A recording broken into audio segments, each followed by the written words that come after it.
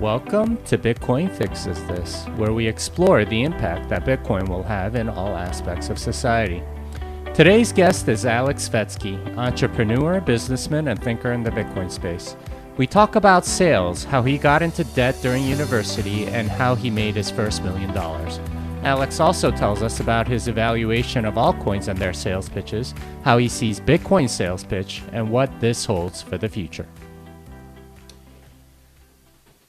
Aleks is one of the more interesting people in the industry. If you've ever met him in person, you can see his personality shine right through. He knows how to make a good first impression, and you can tell he's got some background in doing that. When I first heard his story, I was intrigued that he didn't go into ICOs or altcoins because he certainly has the skill set to do so. As you will be able to tell from this interview, what prevented him was a strong sense of values, which he uses to promote Bitcoin instead. I hope you enjoy this interview. Aleks Svetski, how's everything going? Good, my man. I have been fighting the good fight, whether writing or, laughing at people on the street wearing a mask and getting thrown out of a couple of gyms. Do you know what's funny? In my pursuit of continually refusing to wear a mask whilst training, I've been booted out of a few gyms, but I actually found my way to a gym run by this entrepreneurial guy who he's basically certified his gym as a kind of like an essential health center. So he's kind of navigated his way through the laws. So they don't close him down during lockdowns, and there's no mask mandate inside this gym. It's fucking fantastic. Wow. Got to figure out how to hack that because there's a lot of demand for stuff like that. You're currently in Europe though, right? Like you're an Australian native and somehow you end up stuck in Europe for most of this? Well, without doxing myself entirely, I'm actually on a different continent now. So I was in Europe all of 2020, and that kind of happened by accident. So I think you and I, caught up in Riga actually. So that Riga trip was supposed to be 3 weeks, and here I am now, 18 months later, still haven't been back to Australia. So one thing led to another. Ended up here, there, everywhere. And then in March, I got locked down with a social justice warrior chick from Tinder in Germany. It was just crazy 2020. And as most of us experienced, I think it was a year of radicalization on both sides. So. Indeed, it has. But let's go back a little bit because you have a business in Australia and you're now all over the world. How's that been given all of this COVID stuff? Well, it's interesting. So I guess a lot of people, when they hear me bash all the Corona stuff and all the lockdown stuff, people kind of mistake it and think that I am complaining about my own situation, which I'm actually genuinely not. I obviously run a fintech company, and it's a Bitcoin brokerage, effectively, much like if people are familiar with Swan Bitcoin or River Financial and things like that. So we were actually the first Bitcoin DCA product in the world. And I remember when you and I first met, when we had dinner at Bitcoin Sydney at the Churrasco place. And it was something like the original idea emerged as rounding up people's spare change into Bitcoin. That proved to be really hard with the broken legacy financial system. So we kind of pivoted and we turned it into this sort of dollar cost averaging, set and forget a specific amount, and just save Bitcoin. And luckily enough, and I must give credit to yourself, Tone, and Giacomo. You guys were three of the first real Bitcoin only people that emerged for me, because I was much later to the party than you guys were. I kind of started fucking around with Bitcoin in 2016, and I went down the Ethereum rabbit hole initially, because I was interested in this and that. But as I started digging in there, I still remember my awakening. I went away for a weekend in Byron Bay, and I took 20 white papers with me. And I swear to God, I came back maybe 30 IQ points dumber than when I left. I just couldn't believe the garbage that people, and as I realized, I thought, we've got this innovation of Bitcoin, which is, this new uncensorable money. And here's these guys trying to scam people and built a network to enable scamming. And I, set out to build that sort of strengthened my resolve around building a Bitcoin only company. I remember when we were raising capital for Amber, like I would go up at an investment conference and I would be selling equity in a real business, and I would find it extraordinarily difficult to maybe raise $100,000 or $200,000. And the idiot who got up after me was selling a token for some, stupidity on the blockchain via an ICO, and he'd raised $3 million. And like Mm. everyone thought I was retarded, but anyway, like I stuck strong. We built the business, we did all that, and effectively today, now we're sort of a lot more stable. We've got a good product in the market. We're doing really well in Australia. And coming back to your original point is how I've been able to manage it is I'm adamant that a business like the core component of a business is having good people. And in the beginning, there was a couple of challenges. I mean, you met one of the people that was my co-founders who turned out to be a complete fucking asswipe who I had to get rid of in the company. I actually got rid of him a couple months after we caught up, which was a shame. So I paid for his damn course and then had to dump him. But we went through those growing pains a lot of startups do, and we've emerged on the other end. And thankfully, in 2019, I really found someone who I'd consider, I guess like a partner in crime in this business. Like he's the yin to my yang. His name's Pete, and he's sort of my head of operations. And we just work really well together. And there was a couple of things along the way which forced us to start to become partially remote. Our lead developer, a guy called Hayden, is brilliant. His wife ended up getting a job in another state, so he moved with her because he could work remotely. She couldn't.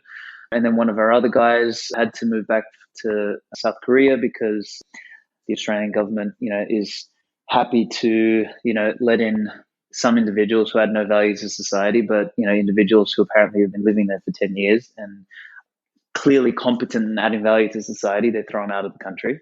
So anywho, that happened, and we were sort of already a little bit remote. And then, my whole journey kicked off, and my intention was to come back to Australia, but then there was a couple opportunities to speak at a conference in Dubai, to meet with some investors. Like I had to catch up with Pomp and Mark Yusko and stuff like that. So like it was weird. One thing led to another, and we kind of had this quasi remote sort of setup, and then that remoteness then obviously became a mandate once all this lockdowns and pandemia happened. And there was a bit of an adjustment, but I think we were sort of lucky in the beginning because we did that. And from there, like we've been, there is challenges with working remotely, but I must admit, we've been thriving. So anyway, that's a long way of saying that we're managing it and we're doing okay.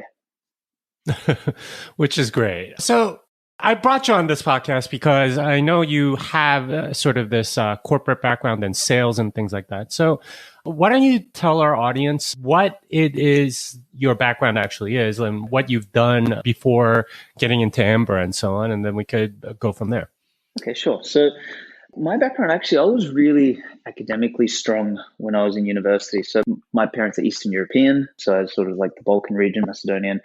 And, my uncle was a really heavy influence in my life. He was quite was quite into politics and all sorts of stuff, but he was also a builder. So he used to be in the construction game. And I was really good with math and physics. I came in the top 1% of the country for math and physics. And I ended up getting a scholarship to go to university to do engineering.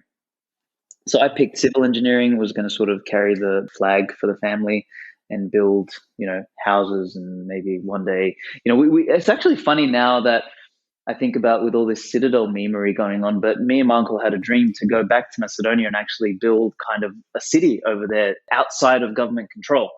It's really interesting, actually, I had totally forgotten about that. So anyway, that was kind of the path. Now, I went to uni and I felt like I was surrounded by basically fiat individuals, because I'd ask someone a question. I'd be like, oh, hey man, so what are you doing here? Why are you doing engineering? And they're like, oh, I don't know, I've got nothing better to do.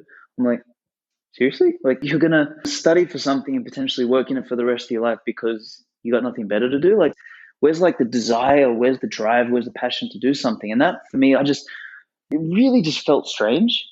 And I was, always trying to buck the trend and do something crazy. So I took my scholarship money and I basically dumped it on the stock market. I started teaching myself to trade. And this is sort of in 2007.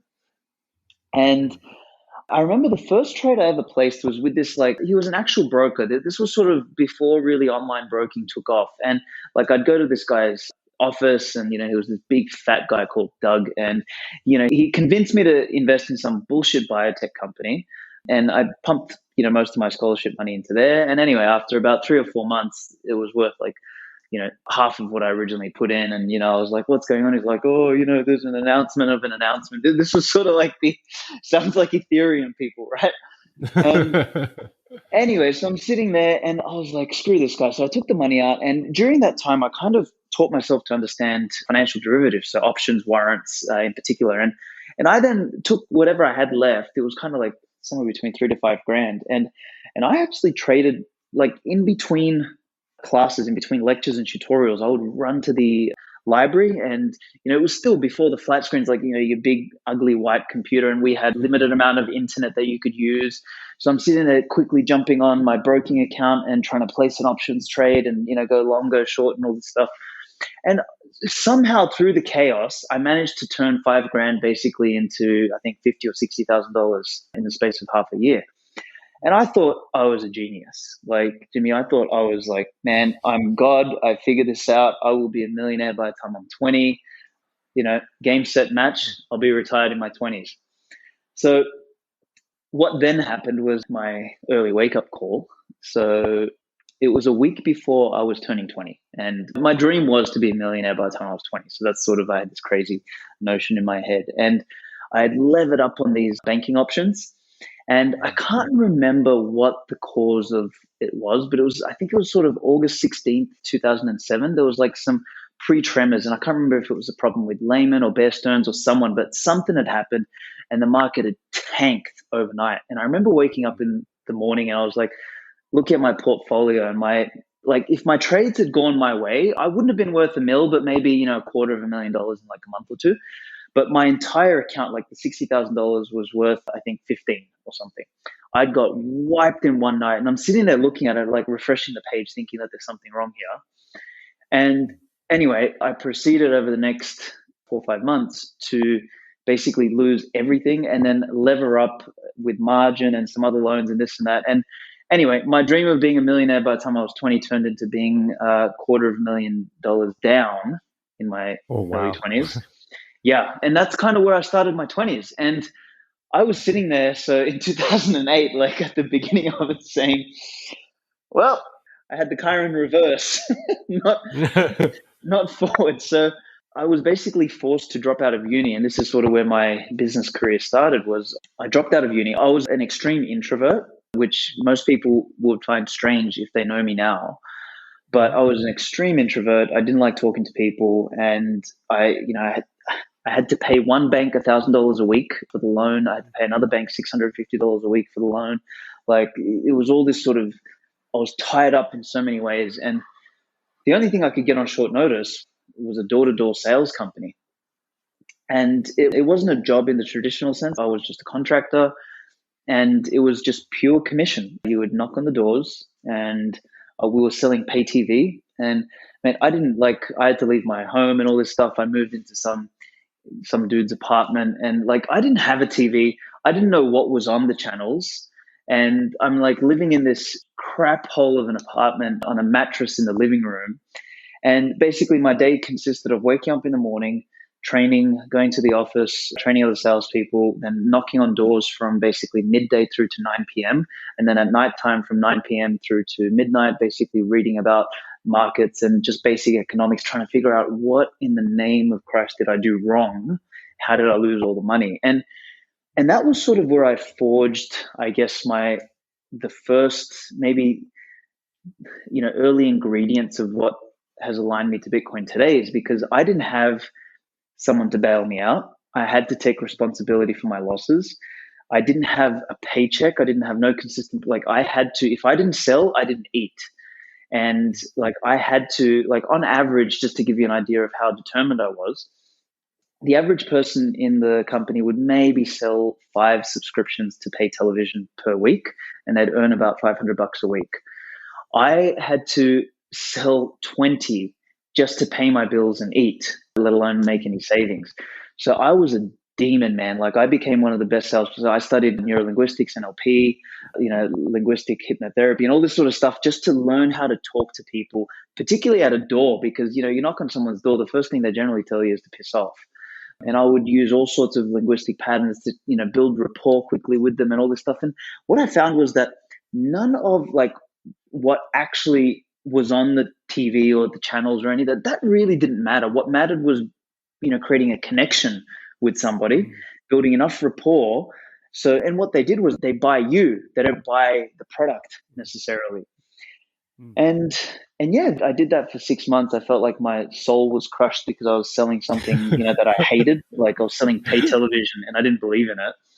So, I left that. I went and sold for some other corporate company. I was selling phone plans and then they ripped me off. They didn't pay me any of the commission. So then I had to go back and start that again. So those sort of early days were really hard until I ended up saying, why am I building this other guy's business? I set up my own little sales company, found my own products, and all the salespeople that I was training in the prior company, they didn't like it there. They all followed me. And then I sort of built my first successful business in my early 20s. I think I was 21 by this stage, 21, 22. And really sort of dug myself out of the hole initially with that. We did quite well. And then my business partner at the time, he was older than me and he was a bankrupt. So all the stuff was in my name. Anyway, we sort of had a schism in the way we wanted to run the business. So we kind of parted ways. And then I learned my first real lesson in business, which was don't put everything in your name. There's moral hazard and liability that exists. So we, when we split the money in the account, we all thought everything was fair, but then came the taxes and all the liabilities and everything to wind stuff up. And I called him up. I'm like, oh, dude, we didn't split the money right. And he's like, well, that's your problem now. So then, I kind of, all the money that I'd saved up in that kind of disappeared and I had to start again. And then I would say after that was my first major success of a business where I built a renewable energies business. So I started selling solar panels for other companies and then found that the companies that I was selling for were just incompetent. They took way too long to install and they'd fuck it up, this and that. So then I kind of brought my engineering expertise and my attention to detail to that process. And I just started owning the entire supply chain, which is I found suppliers, I found installers, and I did the sales. So I did the whole vertical integration, provided a better service, yada, yada, yada. And yeah, by the time I was 23, I kind of made my first mill. And, I was late to the party and it was a real trial by fire. But I think that planted the seeds for me for basically my entrepreneurial journey thereafter, which is, you need to know how to communicate, you need to know how to sell, and you need to, I think probably most importantly, is know how to live with having your back against the wall where there is no paycheck guaranteed. That ability to stomach that risk and keep moving forward despite the doors really teach you that. Like when you're knocking on doors and someone you get 5 people in a row tell you to go fuck yourself or something, that starts to really mess with your psychology. And, you end up having to build thick skin. And I think all of those things were ingredients, when it came time for me to discover Bitcoin, like that pre-training has really helped me, be sort of who I am today. So anyway, does that give a bit of a picture? I think so. Your story is fascinating to me because essentially you dug yourself into a hole, and it's crazy to me that banks would be giving you margin when you're just like a college student just trading stocks in between classes. But, that tells you all you need to know about the financial system. They kind of put you into slavery. Mm-hmm. And then you get into sales and then you start your own company. And this is something that I've noticed about a lot of startups. And I've been a part of something like 13 or 14 different startups in my life.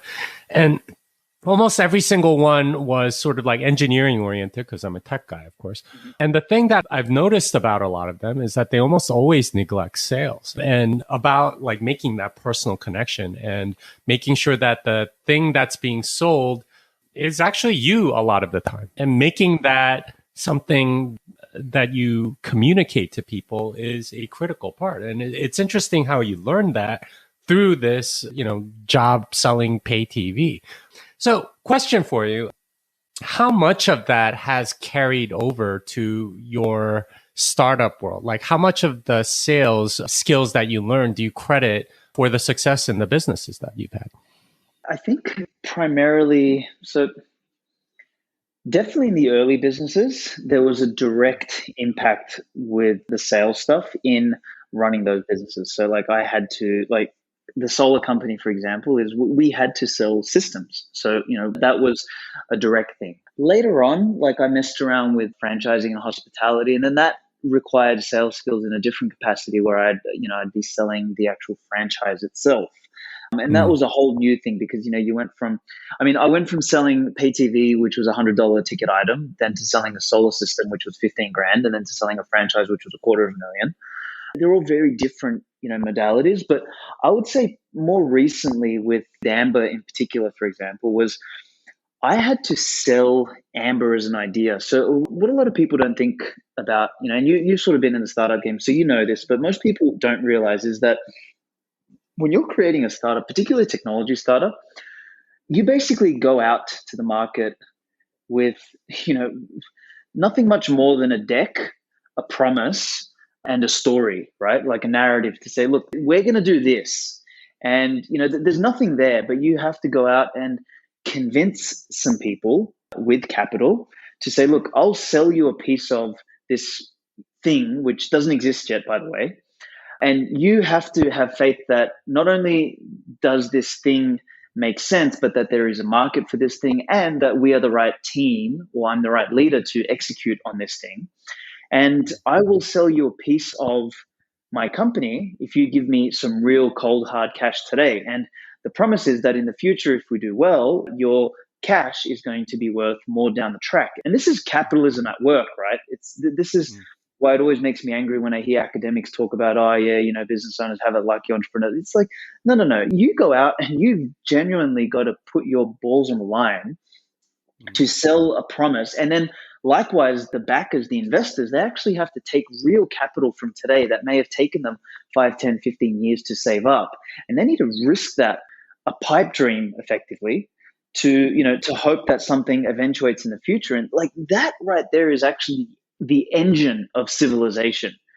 Like, when people bash entrepreneurs, like it makes me so angry. It's like, do you even know the level of sacrifice that goes into this and the level of ridicule and the level of crap you need to go through along the way? So to answer your question and like, how has sales impacted this? Now, in Amber, it's been a little bit more indirect. I haven't had to sell, Bitcoin to people one by one, right? Because it's an app that people find, they download and they buy some Bitcoin. But man, did I have to sell the business as an idea to not only investors, but like, every conference that I went to in the beginning, especially in 2018, like I was raising money in the doldrums of the bear market. And like I kind of said earlier, it's like, people with dumb ICO scams were raising millions. And I'm sitting there like trying to sell people on the idea of, hey, no, there's nothing there. There's nothing in this ICO pump and dump. Here's a real company. And guess what? We're doing something simple. We're helping people buy Bitcoin and we have an exchange fee on it.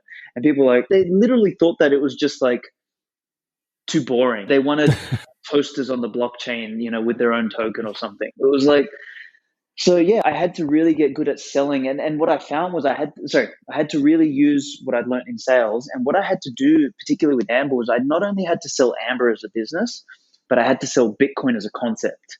Because if I got them over the line with Bitcoin, then the Amber proposition made a lot of sense. But if I couldn't get them across the line with Bitcoin, then there was no way they were going to invest in Amber. So it was like this, I had two jobs to do that. And I don't think if I didn't have that experience from early on, if I wasn't forged in the fire of selling door to door, there is not a chance I think we would have made it through 2018 and 2019, because there's no way anyone would have given me money in their right mind. Like we had to push through that. Yeah, and this is something that a lot of startup entrepreneurs don't like or aren't used to, is having to sell essentially yourself. Because like you said, it really is about selling an idea, a dream. And they're really not investing in the dream per se, 90% of the time, or at least the good VCs. They're investing in you. They're investing in the person. And it really is kind of like selling yourself and being able to say, this is what I know, and here's why you should invest in me. And that is an extremely uncomfortable thing for a lot of people, as I'm sure you know from your days in sales. But going back to this sort of altcoin era of 2018, it occurs to me that a lot of what these people were doing, the ICO people, they were using sort of sales techniques on sort of essentially a product that didn't really exist. Can you sort of like evaluate for me how good, from a sales perspective, like somebody like Vitalik Buterin is, or maybe even somebody like Craig Wright, like how, like as salespeople, like people obviously believe in those guys to varying degrees. As somebody that is sort of like an expert in sales, how do you evaluate them? What are they trying to do and how are they selling? And like, what do you find compelling about their pitch and versus not and so on?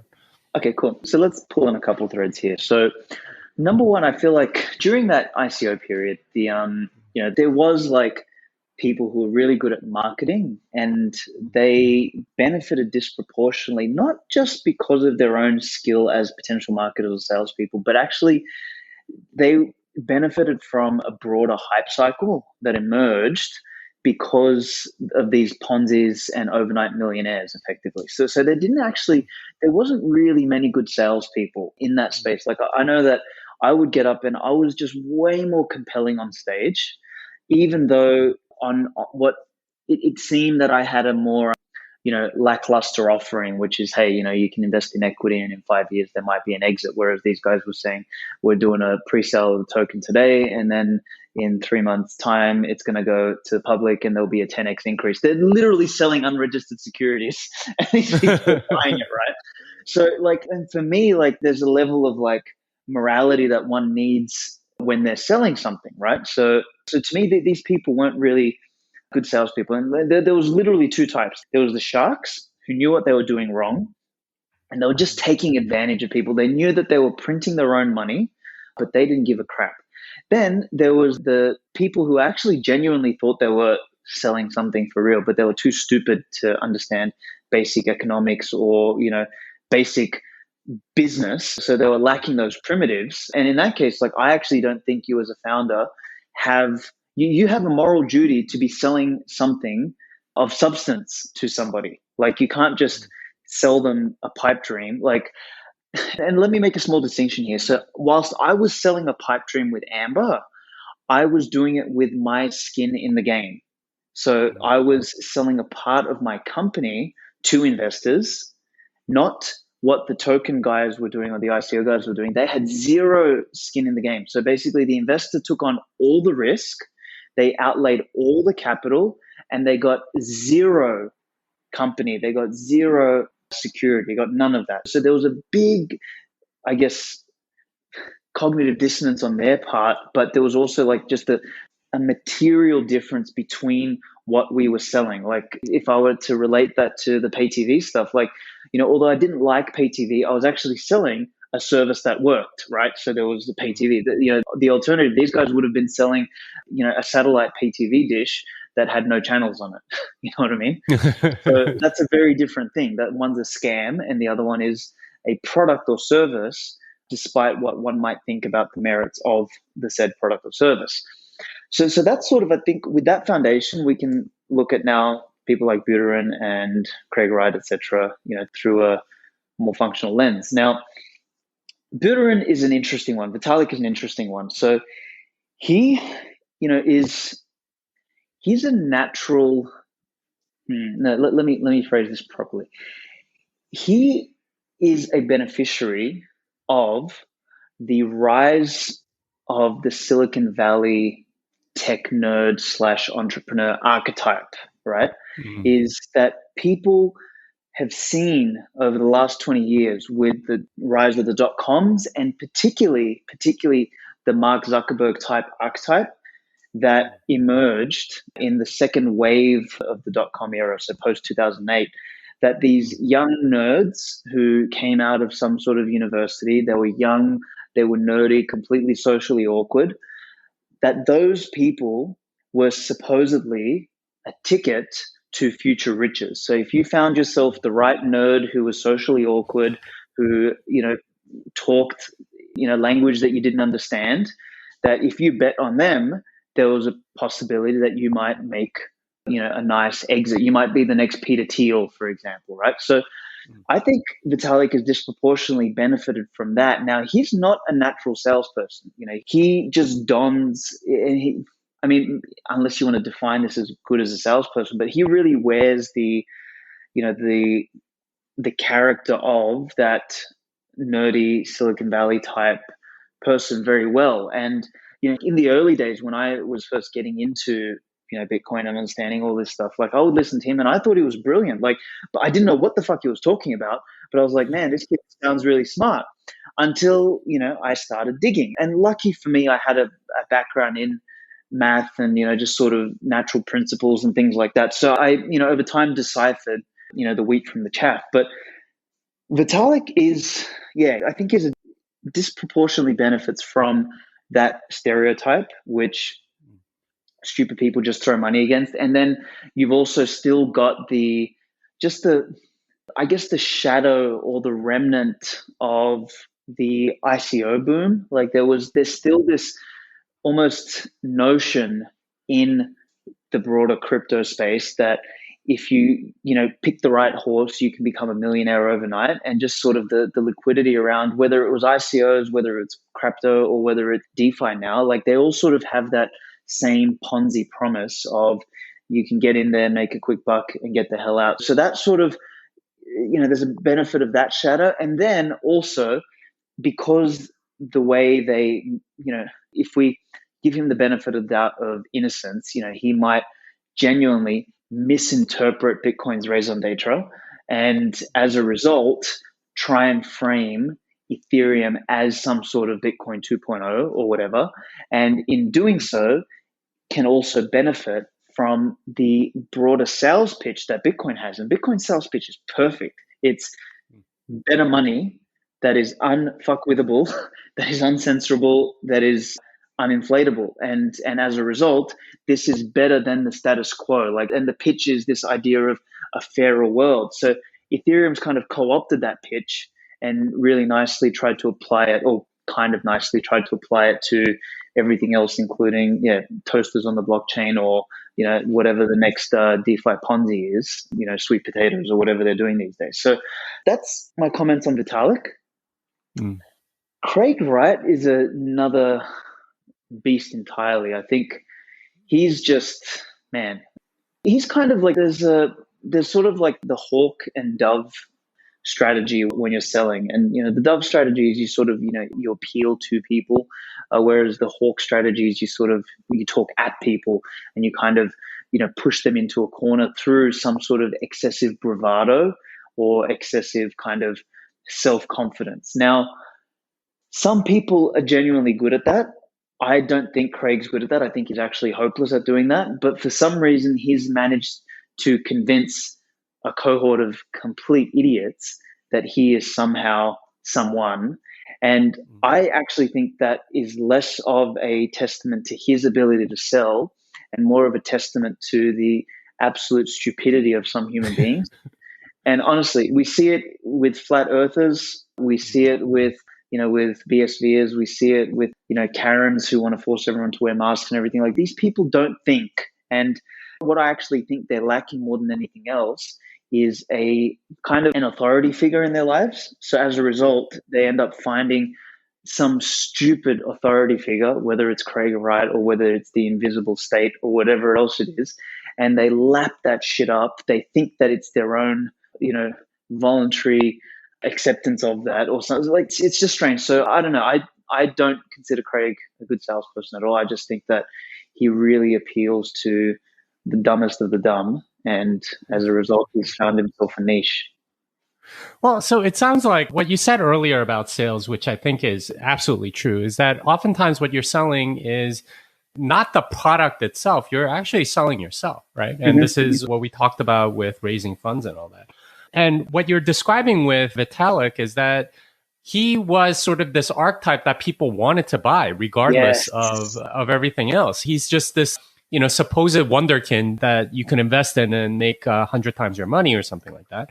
Similar with Craig Wright. He's this sort of like overly bombastic, sort of like insulting, kind of like, I know what the hell I'm talking about, absent father figure or something that people sort of wanted to latch onto. So in a sense, what you're saying is the people that are following these people are buying them for a reason. So let's go back to that a little bit. Why do they want to buy that? Like you hinted that perhaps it was the lack of some sort of authority figure, but is there something else behind it? Obviously, people want to make money too, but that doesn't seem to have stopped people from investing in BSV, which hasn't gone up in a couple of years or whatever. So, your I thoughts? think I think it's this just sort of confusion of what the contrarian bet means. So like I love Peter Thiel's framing. I think he's got the ultimate question on contrarianism, which is what's something that you believe is true that very few people agree with you on. And I think I'm paraphrasing it there a little bit.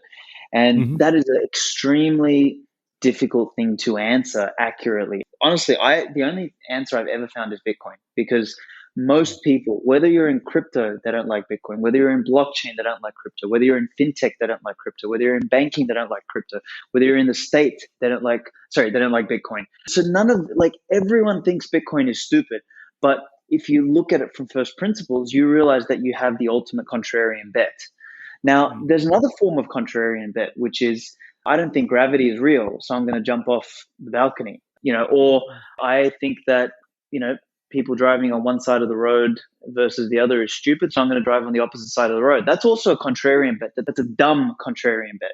So I think what these people lack is the ability to differentiate between the nature of contrarian bets that are rooted in first principles versus something that seems to be contrarian just on the surface. So BSV looks like a Bitcoin contrarian bet if you look at it. And a lot of the BSV is what you'll hear them talk about is that, hey, you guys are wrong. And, you guys are part of the mainstream stupidity that is buying into this thing called BTC, which is the fake Bitcoin. We're right and we're taking the contrarian bet. And that to me is akin to driving on the wrong side of the road or trying to defy gravity by jumping off a balcony because it's not rooted in first principles. It's rooted in their faith in some, like you said, bombastic megalomaniac that said something. So they sort of lack the ability to go into the first principles of it. Similar to Ethereum, I guess, once again, it's these narratives that really drive behavior. And this is why I love Bitcoin from the whole don't trust, verify thing. It's like, and just the pure simplicity of Bitcoin just as an idea, it's really good. And I think people are seeking some sort of, new contrarian bet because like I think also Bitcoin derangement syndrome comes into this is like they're so salty that they missed out on Bitcoin in the early days that they have to try and find the next one. So that would have an impact, and this idea that, they want to buy into a narrative and Bitcoin's just too simple of a narrative. So it has to be more complex than this. There has to be something else. And that kind of actually that reminds me a little bit of Amber is that Amber was a simple business model. I went out and I said, hey, you invest in my company. The premise is that more and more people over time are going to want to buy Bitcoin. So they're going to need a gateway to do that. We believe that Bitcoin is the only one. So there is no need to fill our app with shitcoins. So we're going to stay Bitcoin only. And we're going to effectively be a gateway for people to move fiat into Bitcoin. We're going to create some automation. And our revenue model is really simple. We earn 2% for all the money that flows through. And people were like, what else? And I'm like, well, we don't need anything else. And they just thought that that was too simple. So I think one of the ramifications, I guess, of a fiat society is that we tend to over complexify things because we have this sort of need to validate the stupidity that we're working on because, the simpler the problem, the more, there's almost like a desire to not deal with that stuff and to kind of mire yourself in bureaucratic academic sophistry in a sense and try and plate it up as something incredible. And that is the definition of a deep, important problem that you're somehow going to solve. And that might validate your ego in some way. So I don't think it's one thing. It's just, I think it's such a mixture of all of these weird, unresolved psychological issues with so many people that they end up converging on these stupidities, whether BSV, Bitcoin Cash, Ethereum, and all this sort of stuff. Yeah, it reminds me of something it's a term that I coined a while back, which is crypto Gnosticism. And if you Hmm. know what Gnosticism is, it was this interesting, like, sect heresy of Christianity where they were saying that you needed to know the secret knowledge which won't be revealed until something happens. So it's become sort of like a catch-all phrase for where if you're in the in group, only if you understand it, but no outsider is actually going to understand it. And there's this desire almost to be in that in group and sort of like tell everyone else that you're stupid and that it's, you wouldn't understand unless you were in that group. And that's what a lot of altcoining actually feels like. So from a sales perspective, explain that to me. How does that process work, and what sort of appeals do you have to do in order to appeal to people? Like, what are the sort of ingredients that go into that? Yeah, interesting. So there's one of the things when I was doing door to door that they used to teach was there was, man, I can't remember all of them, but there was like fear of loss. There was, attitude. There was a couple of things there, but one of them is called the Jones theory. And what that is basically social proof. And we would use that to help encourage people to, consider buying a product. So you would say something like, oh, I was just around the corner speaking to your neighbor. You drop a name, for example. And, it's sort of, they just signed up, they got the best deal ever, blah, blah, blah. And then, you sort of say it to them. So that's like an age old sales tool, and that just comes from like it's a function of our need as human beings to belong. And Mm. social proof is such a powerful thing. I mean, we see it today with the mask mandates, right? Is like if you don't wear a mask, the social proof is kind of like against you, and you feel like almost people look at you as if you're walking around naked. If your mouth is uncovered, God help you.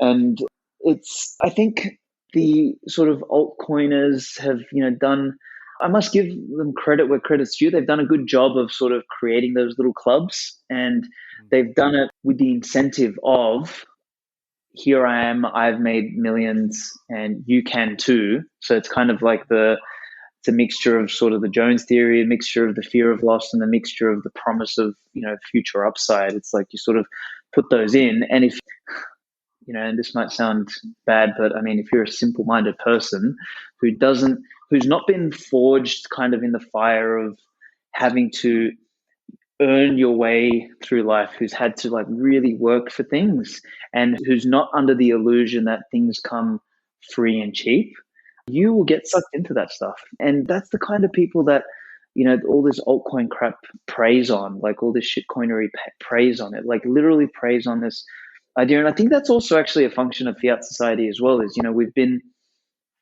we've had sort of make your money grow drummed into all of us, and this notion that you just give your money to somebody and they'll manage it, kind of drummed into us so much, or this renunciation of personal responsibility when it comes to building capital and investing, that somebody else knows better and you just have to trust the expert.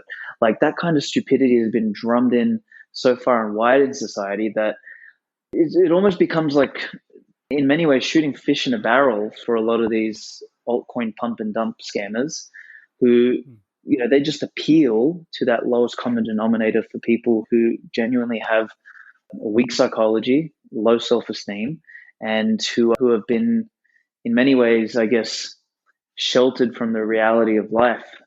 That things aren't, like I always say, things are simple, but they're not easy, and that's why I love Bitcoin. It's like you know, it's really simple, right? But it's the path to understanding it and the path to staying strong on it is actually not easy. You get ridiculed, whereas people want things to be complex and easy. So they want the fucking opposite. They're seeking the complexity of Ethereum and the wonderkind that Vitalik supposedly represents, but they want it to be easy, which is, that complexity I'll never understand, so it's just easier for me to throw money in that direction, and I'll become rich overnight just by following that. And actually, I think that's a really important point there. Like, I know I've kind of stumbled on it, but I think that difference between simple and hard, which is the path of like sort of the warrior and the sovereign individual and the person with courage, or what we spoke about last time, the virtues like prudence, temperance. Help me out. What's the other two? Justice and fortitude. Yeah, Yeah. exactly. So they're simple but hard, right? Whereas, this other pathway that has sort of been, suggested and illuminated for people these days is, complex. Positivism is as complex as can be. Like everything is relative, but it's supposedly easy because it can just be whatever you want it to be, and you just place your entire responsibility in the hands of someone else to decide for you. So it's like, yeah, I think altcoinery and shitcoinery and ICOs and all that is, I think, a real function of the fiatization of society. So anyway, I don't know how I got there, Yeah, but yeah. That totally makes sense because at least hearing your story, you had a lot of those early lessons where you realized, okay, no one's going to bail me out. Yeah, I played with all this money and I was $250,000 down.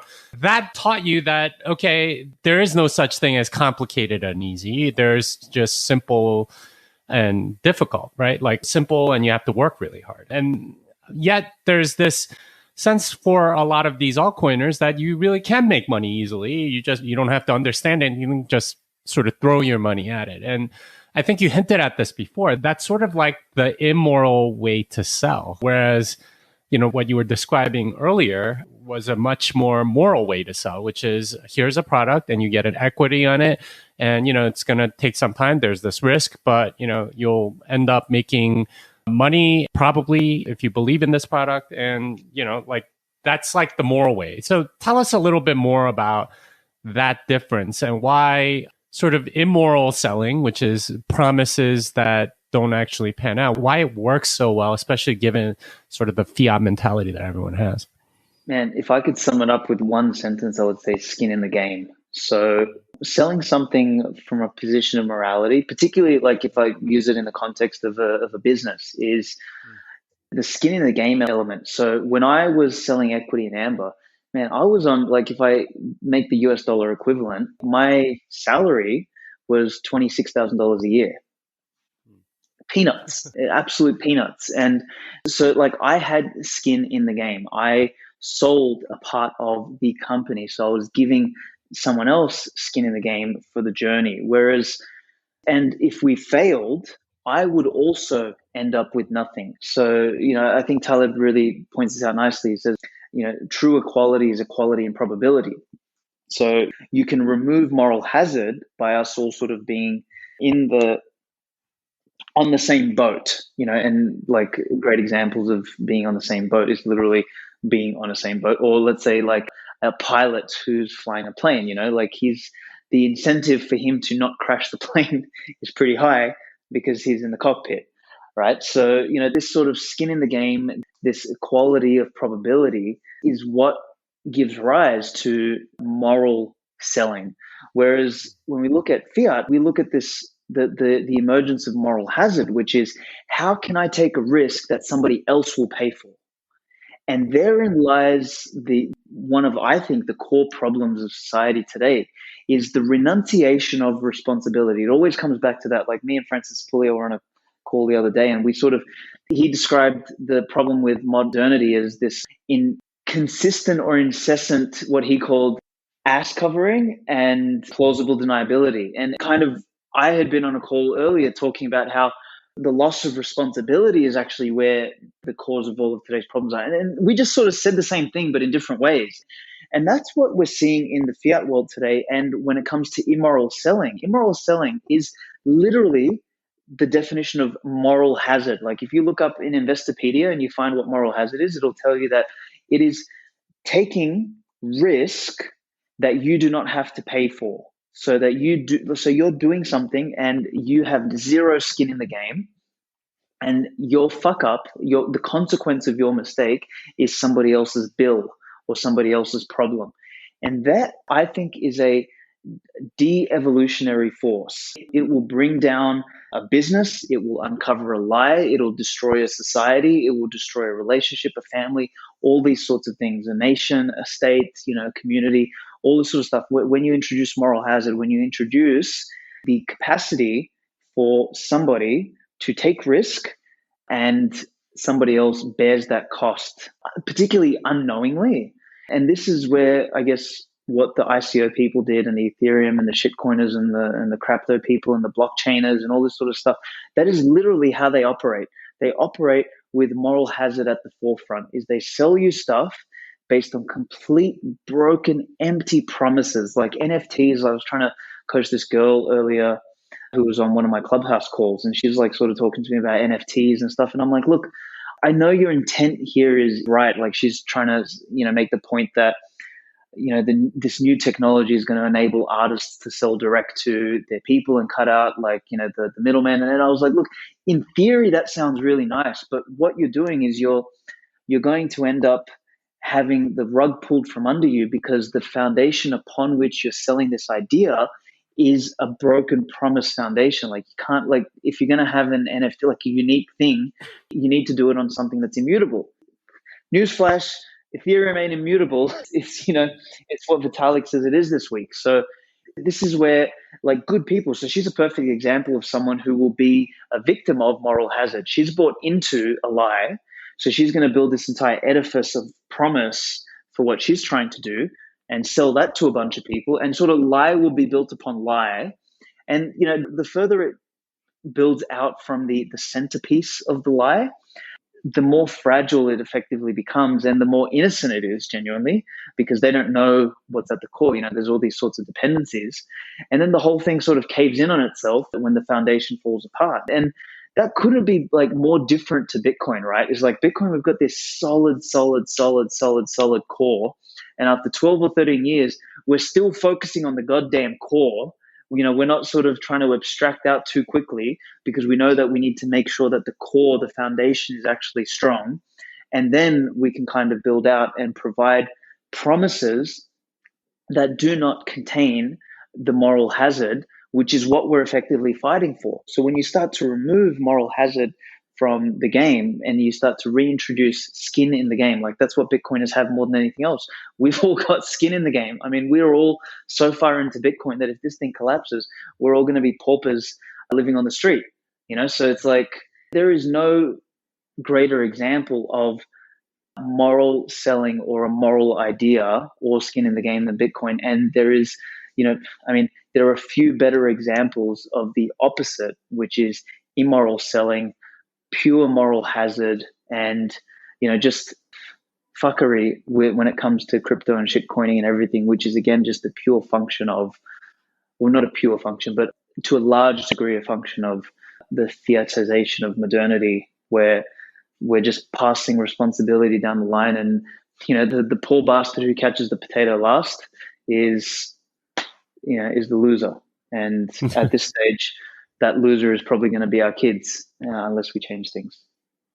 Yeah, that's interesting. So I think the altcoiner pushback would be something like, but, these guys all have their own coin and so on. Would the response be, well, they got a pre-mine or they're printing their own money, or how is it that they don't have skin in the game? Like, because if that's your main argument, like how do you measure skin in the game if they already own some of the coin? In a sense, they have skin in that game. Well, yes, I guess that is a good point. They do have some skin in the game, but the question is they were able to produce a promise out of thin air. That promise is then sold to someone. So their income would have been denominated in Bitcoin, Ethereum, cash, or whatever. So they're basically getting money for nothing.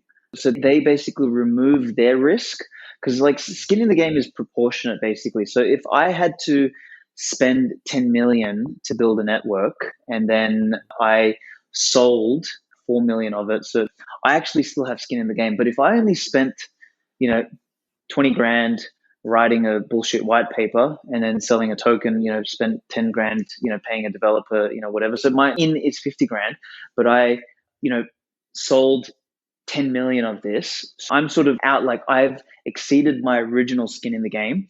Now, even if I'm holding coins later, it doesn't matter. Like I've already removed my skin in the game. So I don't have the downside that all of the holders of that promise have. And that's kind of, I guess, in a sense, how I would kind of rebut that piece. I don't know if there's anything else you want to pull on in there. Yeah, I mean, I was thinking that maybe it's because they essentially print more of it whenever they want. So Yeah, the moral hazard is still there. In a sense, the skin that they have in the game, they can increase at any time, or they're continuously decreasing by printing more of it. So it's not really skin in the game in that exactly. sense. They can dilute it at will, basically. So more often than not, depending on how much they issue in the beginning, they're either completely like they've eliminated all, if not, they've eliminated most, if not all, of the skin in the game by their initial cashing out. But then, yeah, furthermore, much like whether it's the US government or whatever, like they don't care if they print more money because all of us are paying for it. So, the Cantillon effect produces a situation where the cost of printing is borne by the individuals at the end. Now, Mm. moral hazard is also something, I guess, that it's not, like most things in life, it's not purely binary, but maybe, it's asymptotic in nature. It's like, the skin in the game diminishes very quickly in the beginning, and that there might be some level of skin in the game, like a an altcoiner who's produced his own coin might still hold some, so there's still a remnant of some skin in the game, but by and large the majority of it has been withdrawn in the early days. So that, I think, is really important. Yeah, yeah. All right, so let's talk about Bitcoin maximalism, because you talked at the very beginning about how you came to it after like going down these other rabbit holes. So the question I have for you is, how can we market Bitcoin better, or how can we sell Bitcoin better? Because currently, it's obviously popular right now because of the bull market, Mm. but in a sense, like, people want to buy these complicated, easy things instead of the simple, hard thing. What can we as a community do better to sell Bitcoin to those that don't really know about it? Like, what are we doing? How can we do this better?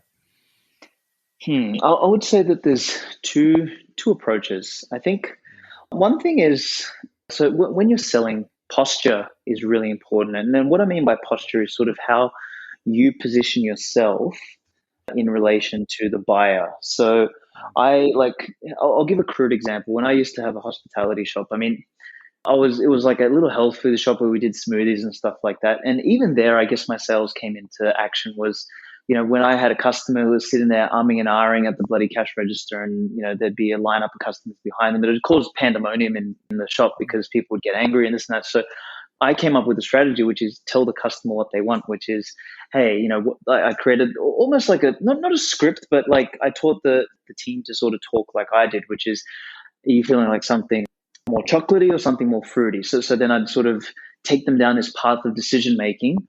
So chocolatey, fruity. Then I say, okay, they say, oh, fruity. And then I say, like, are you more of a mango person, more of a berry person? They say, oh, I'm more of a berry person. Okay, sweet. Then I would recommend this or this. And if they're and ah, then I'd sort of push them towards the decision and kind of help them make that decision. So basically, the posture I would take was that, I would be almost guiding their decision making by giving them alternative, really strict alternatives. So that, I guess, aside from the alternatives, aside from the strategy, my posture was that I was in control. So I wasn't begging them for the sale. I was almost, I knew they had a need, and I would sort of just position this need to them. Oh, sorry, position the solution for their need to them. And if they weren't interested, then they could fuck off. I didn't care. Like, so my positioning was like really almost nonchalant. Like, you either want it or you don't, piss off. So it's kind of, it does not come off desperate, where, I saw a lot of this sort of selling, desperate sort of selling when I was doing door to door. It's like, and you can kind of tell where it comes from. It's like people, like, you'd be knocking on the door for 6 hours and people telling you to piss off for 6 hours. And at some point, like, you get desperate and you're knocking on the door. It's like, please listen to me. I'm here to sell you some pay TV. And nobody wants to be around that. Nobody wants to be begged for a sale. Like, Mm-hmm. there's a strategy called the takeaway almost. It's like, look, I'm here to, like, if I use the pay TV example, it's like, look, I'm just in the street today and there's a promotion going on for, X pay TV service. I'm not sure if you qualify though. In order for you to qualify, I just need to just double check a couple things with you. Do you have a moment? So basically, I'd be taking it away from them. So make them earn it. So it's funny. I think you and I may have been on a I think you and I were on a Swan, bloody, yeah, yeah, the yeah, Swan yeah. thing. Yeah, I think I mentioned it there. It's sort of like the takeaway. It's like you posture yourself as the one with the goods and Mm, get them to come to you. Because if I feel like that's where maybe Bitcoiners are going wrong a little bit, is we've almost become this, desperate crew of like, oh look, come and buy Bitcoin because it's so good for you, and like we're almost begging for it. So I think mm, one strategy is the posture, which is screw them. Like we know that Bitcoin's good, and let them come and ask us. And mm, we don't, give them everything at once. We just sort of bite size and let them come. Now, the thing about that is, it's really going to require a level of, I guess, push from their side, which is they might need a real reason, which is pain. Now, the pain could be from their bank account was closed, or the purchasing power of their money is lowering, or they got scammed in some altcoin or whatever. So, I guess that one is more of a passive strategy. mm, Now, yeah, the other one I would say is getting out of our kind of community and finding groups or communities that have values, or at least a proportion of values that are aligned. So when Trump officially, I guess left and everything, I kind of said that Trump will probably be the catalyst to orange pill more people than just about anyone else in the last mm, decade. Because mm, with him, for example, being locked out of bank accounts, and a lot of his followers having, I guess being forced to think about censorship now, but also having some values that align with Bitcoiners. So a lot of pro-Trump people, for example, were for small government, and things like that, which more the power of the individual over the collective and stuff like that. Now they're not totally like libertarian or ANCAP and things like that. So they probably would consider people like you and I radicals, but there is alignment with, I think, enough values for them to. And there's the emergence of a little bit of pain through this censorship and through this loss, that we have a hook there to mm, present Bitcoin in a light that solves one of their problems. And this is probably where, I guess, maybe why you wanted to talk about sales today, is like this ability to find that hook is so mm, incredibly important. It's like, mm, if someone's issue is that they got censored and you start talking about, oh, the Bitcoin is uninflatable and everything, it's like, well, you're talking the wrong language, man. Talk about the mm, fact that Bitcoin was used for as money that is uncensorable from day dot, and that no one can screw with it. Then all of a sudden, guess what? They'll listen because you're dealing with their problem, as opposed to beating them over the head with something that they're not interested in.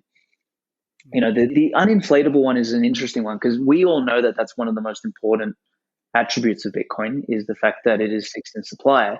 But a lot of people in the Western world, because they haven't felt the damage, or like they haven't as explicitly felt the damage of a collapsing currency, that one, I would argue, almost falls on deaf ears in a mm, sense. So, we need to find a better hook for that. mm, And yeah, so I would say that. So it's like finding communities that have problems at the moment, whose values we can align with to some degree, and then positioning some element or attribute of Bitcoin as a solution to that, getting them in. And I would still say then combining that with the posture of, we have a solution and I'm not begging you to come here. If you're interested, come. If you're not, stick with your fucking fiat funny money, and kind of, mm.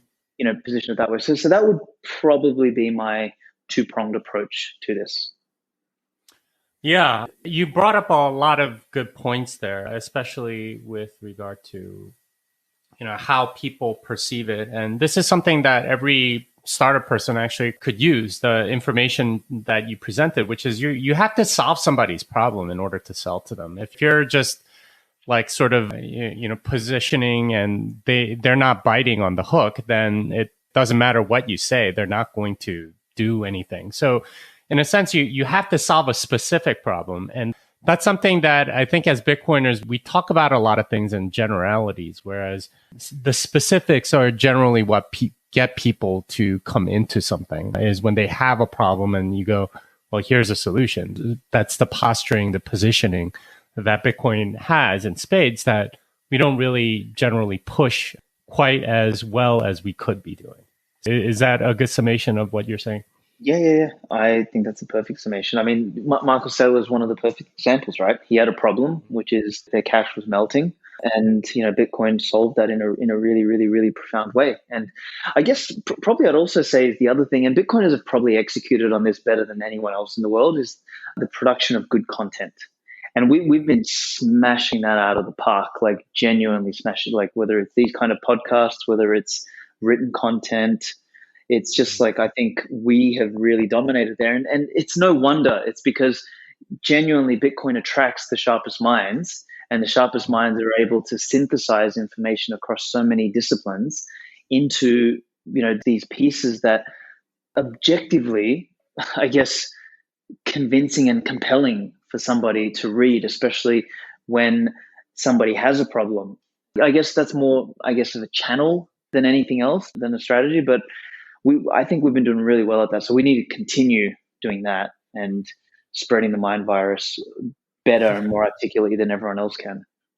Well, maybe for a lot of people, it's, they need better intellectual discourse that's more compelling and so on. And, that would be one reason to get into this community. I don't know. Very true. All right. So final questions for you.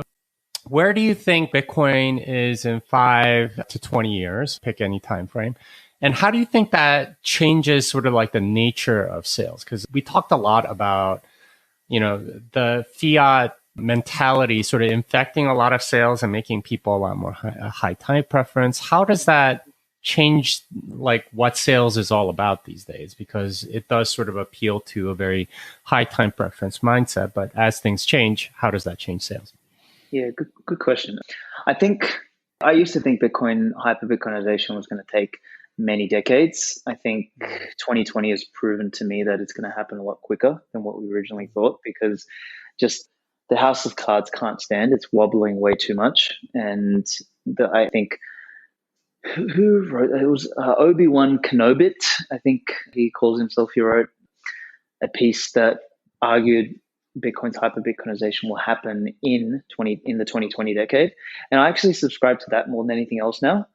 And I think, so that's sort of my position on that. And, whatever the relative fiat value of that is over the next decade, I don't know, but it's going to be significant. So my guess is that Bitcoin will be in the tens of millions sometime in the next decade or whatever. So that's sort of, I think it's going to hit a point where the acceleration, like the way I kind of position it for people to think about is when we stop looking at Bitcoin's price moving, and we start looking at sats, and we look at one Satoshi moving from 1 cent to 2 cents, that actually means Bitcoin moved, whatever is that $100,000 or $1 million?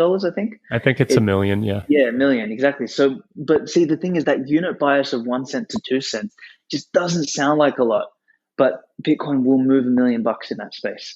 So that is, I think, when things are really going to get crazy in terms of Bitcoin's nominal movement, and that will really change the wealth dynamics in the world. So then what happens to sales after that?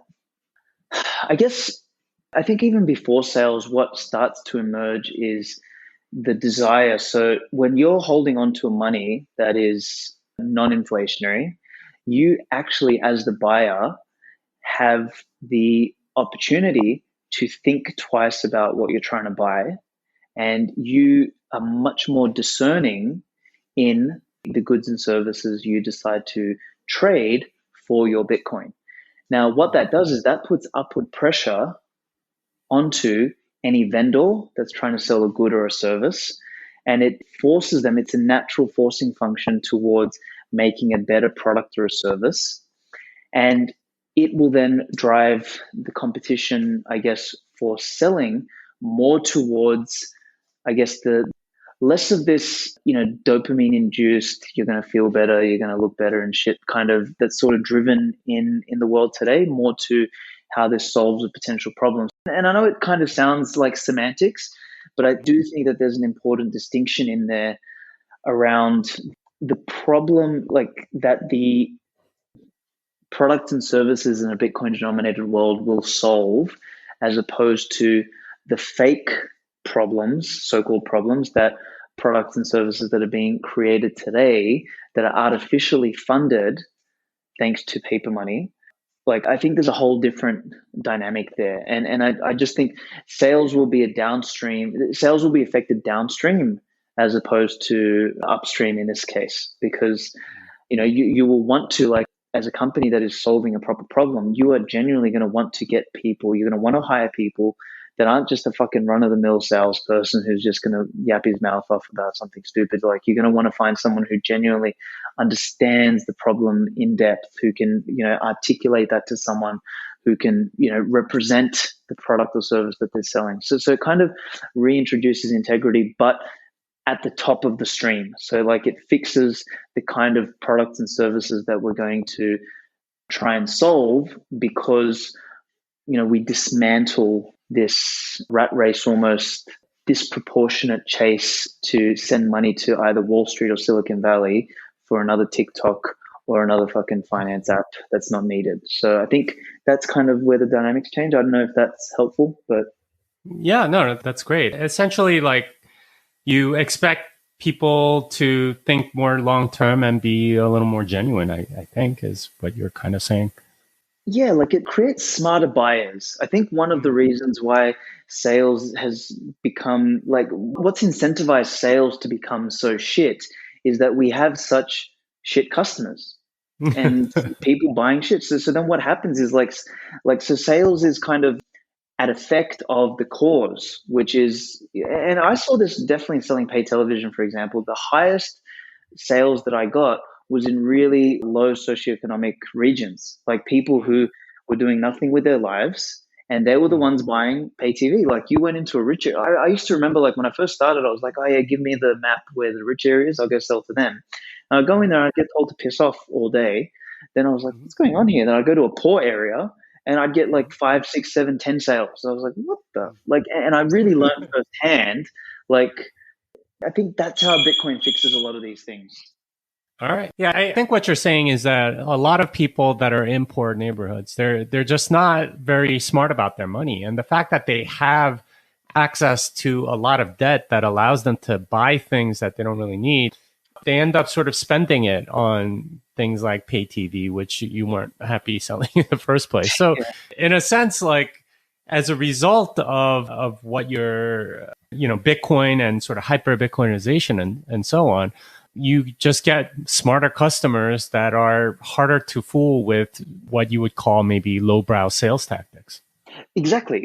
And then the forcing function for that is better salespeople selling better products. And that's sort of where a lot of people sort of bag out the whole Bitcoin fixes this thing. It really occurs as a function of fixing some things upstream, and then downstream things start to adjust. Like, there's a really great saying which I came across the other day, and I'm putting this in an article that I'm writing at the moment, is this idea of the train driver is important because you don't want him to crash the train. Like, he's got to stop and start.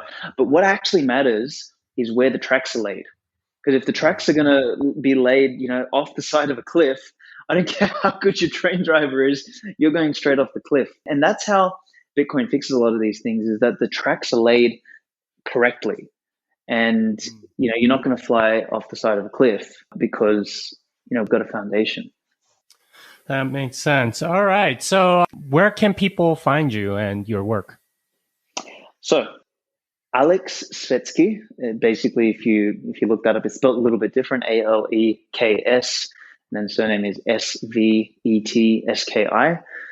That's my handle on Twitter. It's just Aleks Svetski. I think my Medium is svetsky.medium.com. On Clubhouse these days, I've started jumping on there and trying to sort of help people navigate the shitcoinery. It's just at Svetski. And then I do have an Instagram account, but I'm not active on it, but that's also at Aleks Svetski. So between those four, there's stuff. There's also the Bitcoin Times, which is a publication. It's a Bitcoin-only publication, which I gather what I believe are the best minds in Bitcoin to produce what I like to call timeless pieces. So something that can be read 10, 20, 30, 50 years from now. And people think like, wow, these guys were like really thinking deeply about this. And obviously you were a contributor to that. And the recent one had also Jeff Booth, Giacomo Zucco, Eric Cason and Parker Lewis, and prior ones have had people like Breedlove and GD and everything. So I encourage people to definitely look at the Bitcoin Times. But yeah, Medium at Svetsky, and then Twitter at Aleks Svetski. That's where I'm mostly on. And actually, and I also run a podcast, which Jimmy was on, called the Wake Up Podcast. So yeah, check that out too. Okay. All right. Sounds good. Thank you for joining us. And that was great. I really appreciate it, Jimmy. Thank you again. I think you and I have had a series of really good conversations. I think your wife's going to get jealous, man. We're doing this too often. Yeah, she might. We'll see. I really appreciate it, man. Honestly, I think these, like you said at the beginning, is like these kind of conversations is something that are lacking today, and it's an absolute pleasure and an honor to be able to have these discussions, because I mean nobody talks about this crap anymore. People are talking about their Instagram feed and what the Kardashians are doing and what new stupid shows on Netflix, and it's extremely depressing. So this is encouraging. Sounds good. All right. Well, thanks. We'll talk again. Absolutely. Thanks, Jimmy. Well, that wraps it up for this episode of Bitcoin Fixes This. Aleks Svetski can be found at Aleks Svetski on Twitter and svetsky.medium.com. Until next time, fiat delenda est.